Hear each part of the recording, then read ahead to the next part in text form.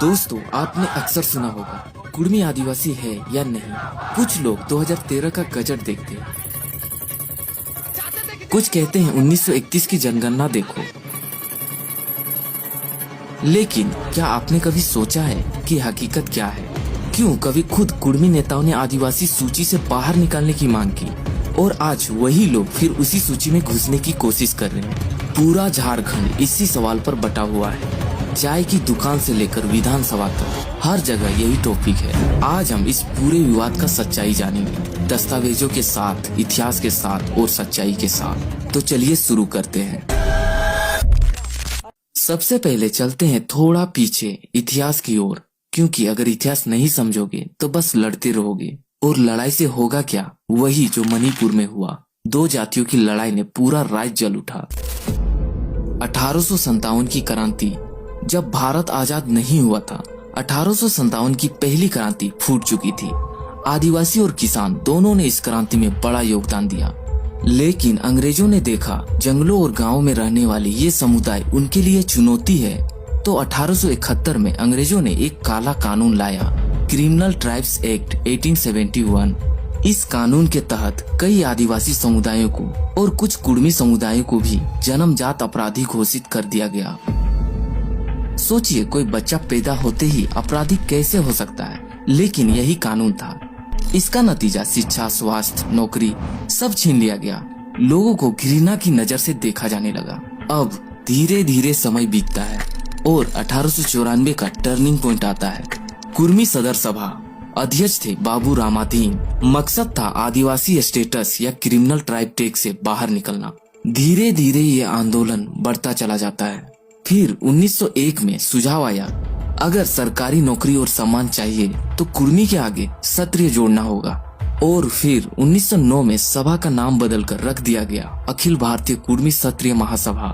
यानी अब वे खुद को क्षत्रिय साबित करना चाहते थे, आदिवासी नहीं। धीरे धीरे कुर्मी लोग नाम के आगे पटेल, चौधरी, सिंह जैसी उपाधियां लगाने लगे ताकि समाज में स्टेटस हाई दिखे। मतलब उस जमाने में आदिवासी बनने का कोई शौक नहीं था, सब चाहते थे खुद को बड़ी जाति बताना। उसके बाद एक और सम्मेलन होता है 1919 में, कोल्हापुर सम्मेलन। छत्रपति साहू जी महाराज सभा में शामिल हुए और कुर्मी लोगों को अब लगने लगा कि हम शिवाजी के वंशज हैं। यहाँ तक तो हमें समझ आ गया। अब 1923 के बाद मानभूम क्षेत्र में आंदोलन हुआ।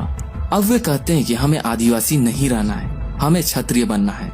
यहाँ तक कि उन्होंने आदिवासी रीति रिवाज छोड़ दी। मांस नहीं खाएंगे, हड़िया नहीं पिएंगे, जनेऊ धारण करेंगे। अब आता है दौर 1929 से 1931 का निर्णायक मोड़। अब 1929 में मुजफ्फरपुर में एक सम्मेलन होता है। उस सम्मेलन में कुर्मी नेताओं ने साफ कहा सेंसस ऑफिसर से, निवेदन करो कि हमें कुर्मी क्षत्रिय लिखा जाए। और 1931 की जनगणना रिपोर्ट आई और वही हुआ। कुर्मी अब हिंदू कुर्मी क्षत्रिय के नाम से दर्ज हो गए हैं और 24 जनजातियों की सूची से बाहर हो गए। यानी 1931 से लेकर आज तक किसी भी जनगणना में कुर्मी को आदिवासी सूची में जगह नहीं मिली।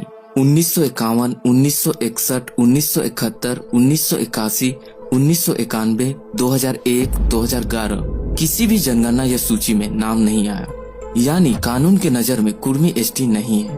अब समय बीतता है और 1947 में हमारा देश आजाद होता है। उसके बाद हमारा संविधान 1950 में बनता है। उस समय कुर्मी नेताएं एकदम चुप। ना 1951 की जनगणना में, ना 1961 की जनगणना में, ना 1971 में कभी आदिवासी दर्जे की डिमांड नहीं की। मतलब उस जमाने में आदिवासी बनने का कोई शौक नहीं था। सब चाहते थे खुद को ऊंची जाति बताना, क्योंकि तब तक भारत में आरक्षण का सिस्टम ठीक से लागू नहीं हुआ था। जैसे जैसे आदिवासी समाज को आरक्षण और सरकारी फायदे मिलने लगे, तब जाकर कुर्मी समाज में ये मांग दोबारा उठी। यहाँ तक तो ठीक है। अब TRI और सरकार की रिपोर्ट क्या कहती है, आइए समझते हैं। 2004 में झारखंड सरकार ने सिफारिश भेजी कि कुर्मी समाज को आदिवासी सूची में डाला जाए। लेकिन tribal research institute TRI Ranchi ने साफ कहा, कुर्मी आदिवासी नहीं है, ये OBC है। इनकी तुलना कुनबी और अन्य कृषक जातियों से होती है। और 2015 में केंद्र सरकार ने भी यही कहते हुए सिफारिश ठुकरा दी। अब विवाद की वर्तमान स्थिति क्या है? आज झारखंड में यही मुद्दा सबसे बड़ा विवाद बन गया है। कुर्मी समुदाय कहता है हमारे पुराने गजट और एक्ट देखकर हमें आदिवासी माना जाए। आदिवासी समाज कहता है भाई जब तुम्हें मौका था तब तूने खुद को आदिवासी पहचान छोड़कर क्षत्रिय का रास्ता चुना, अब क्यों पीछे पलट रहे हो। इतिहास साफ कहता है कुर्मी कभी ट्राइबल में गिने जरूर गए थे, लेकिन बाद में उन्होंने खुद को क्षत्रिय घोषित करवाया और आधिकारिक रिकॉर्ड्स में 1931 से आदिवासी से बाहर है। आज उनकी मांग फिर से आदिवासी दर्जे की है। यह मांग सही है या गलत, इसका फैसला कानून और सरकार ही करेगी।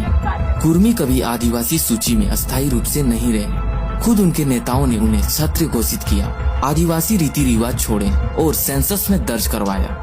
अब सिर्फ 2013 का गजट पकड़कर आदिवासी होने का दावा करना सिर्फ एक राजनीतिक खेल लग रहा है। अगर हम सचमुच झारखंड का विकास चाहते हैं तो जातीय टकराव छोड़कर असली मुद्दों पर लड़ना होगा। आप एक चीज समझो, इस लड़ाई में फायदा किसको है? आम आदिवासी और कुर्मी को? नहीं, बिल्कुल नहीं। फायदा सिर्फ बाहरी ताकतों और नेताओं को है जिनको बस वोट बैंक चाहिए। इस लड़ाई में असली मुद्दे गायब हो गए हैं। 1932 का खतियान लागू कराना, शिक्षा और स्वास्थ्य, रोजगार और विकास, यानी जो अधिकार सच में सबको मिलना चाहिए उन पर कोई बात ही नहीं कर रहा।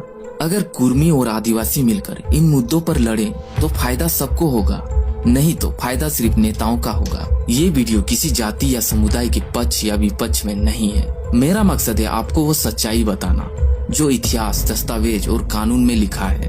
अगर आपको ये वीडियो अच्छी लगी हो तो चैनल को सब्सक्राइब करें, अन्यथा आप ये वीडियो देखें, वही मेरे लिए काफी है। धन्यवाद।